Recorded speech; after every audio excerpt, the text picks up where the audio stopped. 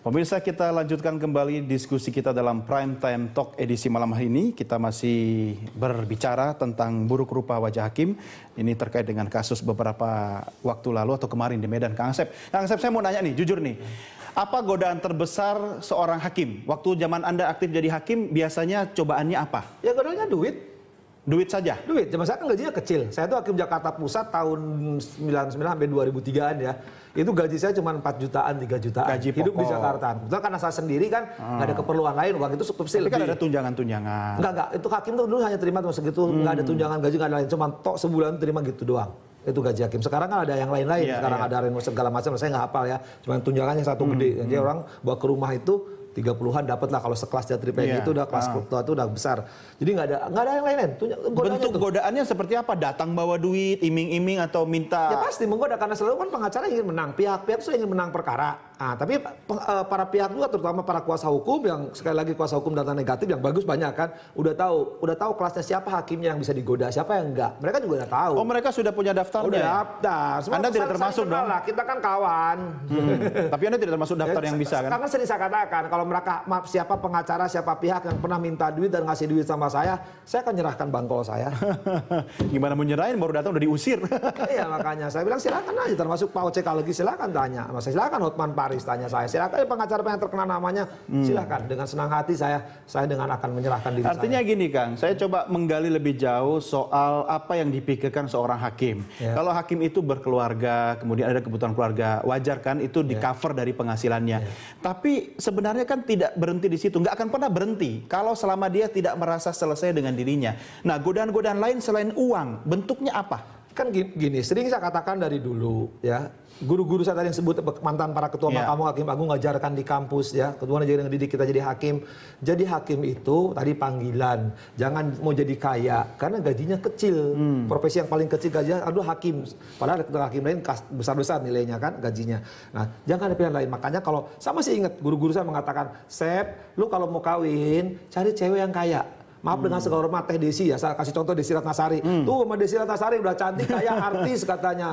Apa biar Desi denger ya masa ngomong. Kenapa nggak mau sama Desi? Ya Desinya nggak mau saya mau nikah, dia sama hakim. Saya mau muntah. Dia udah tahu gaji hakim. Temen aja adik saya lah. Desi itu kan, saya sampai di gitu nih kasih contoh nama loh. Artinya biar keluarga nggak menggerogoti karena gitu. istrinya kita tidak memikirkan istri karena istri udah penghasilannya gede atau cari sep yang artinya yang anak orang kaya. Dengan kondisi seperti itu bisa nggak seorang hakim fokus menjalankan tugasnya? Gini, katakanlah normal. Hakim kalau hidup normal, hidup layak, saya kira bisa hidup waktu itu. Saya yakin bisa, tapi kan untuk hidup di Jakarta, saya pikir kurang. Kalau saya akui, ketika saya jadi hakim Jakarta, kalau mereka berumah tangga, punya anak, kuliah, pasti kurang. Makanya kita teriak selalu waktu itu. Makanya saya kan bilang, ya hakim mungkin tenang kalau sama gajinya kecil. Tapi sekarang kan ukuran itu udah berbeda. Ketika sekarang zamannya gede, gajinya besar, bahkan di tempat terpencil hakim yang baru masuk aja kurang lebih 10 juta, gajinya saja 10 juta. Tempat lain, saya bilang kasih tau lah, saya seorang dokter, apalagi profesor, gaji cuma 5 juta di kampus, bayangin aja.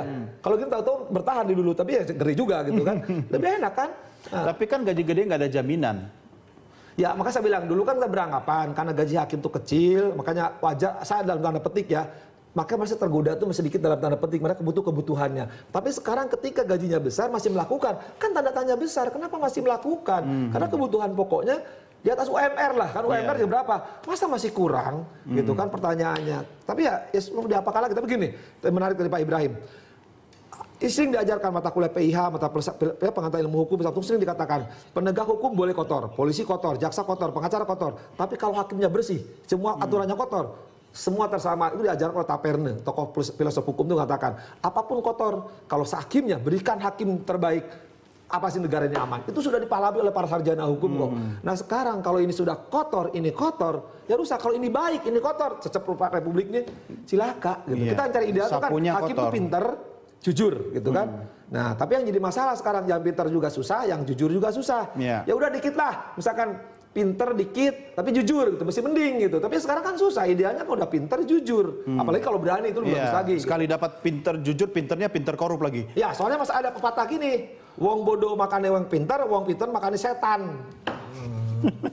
Nah ini malah bahasa Jawa loh, tadi bahasa Sunda. Kang, kita ada telepon lagi nih, dari jauh nih, dari Lubuk Linggau, sudah ada Pak Riki. Selamat malam Pak Riki. Malam Bung. Ya, silakan pertanyaan atau komentar Pak Riki. Komentar. Ya, silakan. Ya, pertama-tama saya ingin menyampaikan bahwa saya sangat prihatin sekaligus sedih melihat hakim-hakim nakal yang lagi-lagi ditangkap oleh Komisi Anti Rasuah. Ini bukan pertama, tapi sebelumnya sudah ada beberapa kasus. Dan ini juga merupakan sekaligus tamparan keras yang sangat keras bagi dunia hukum di Indonesia.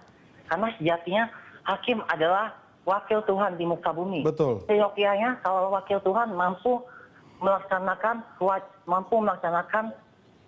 segala kewenangan-kewenangan yang seharusnya dilaksanakan dengan benar dan jujur. Bukan justru menerima suap. Karena kalau ada hakim menerima suap, itu bisa diartikan bahwa hakim tersebut adalah memang koruptor yang pantas dihukum berat.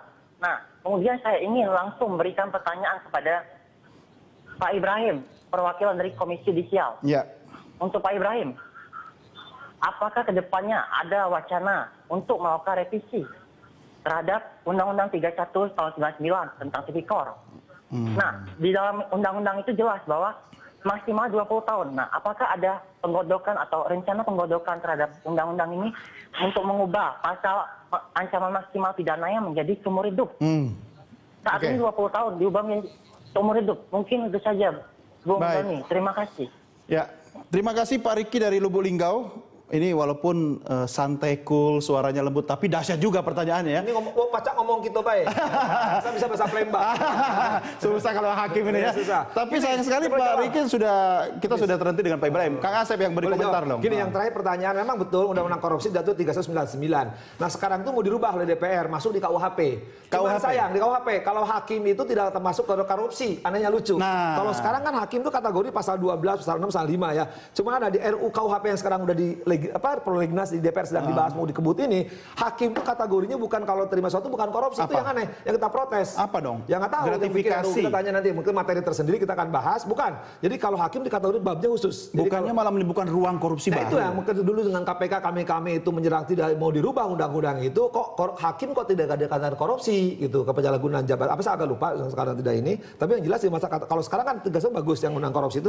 Hakim siapapun penyelenggara negara, pegawai negeri termasuk pejabat negara, pengacara terima sesuatu yang bukan ininya korupsi. Nah sekarang dipisah itu. Jadi khusus hakim saja. KUHP hakim di kelompok bukan di kelompok tindak pidana korupsi. Karena semua tindak pidana dicari dalam satu kodifikasi undang-undang, termasuk korupsi dalamnya. Cuman kalau hakim melakukan sesuatu bukan korupsi. Ini bukan menyampaikan sanksi buat hakim ya, kan? Saya nggak tahu juga pembuat undang-undangnya. Gitu. Kita tunggu aja perkembangannya nanti di DPR, apakah hakim atau tidak. Kalau Anda pribadi soal 3199, apakah sudah cukup menjadi payung? Kalau menurut saya katakan, undang-undang yang ada korupsi dari tahun 71, 99, 2002, dan beberapa sampai pencucian uang itu sudah cukup kok. KPK juga sudah cukup.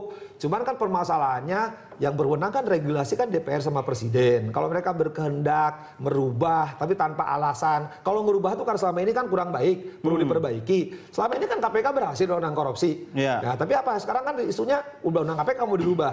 KUHP dirubah. Kita udah punya sering pencatatan bahwa ada KUHP itu tidak.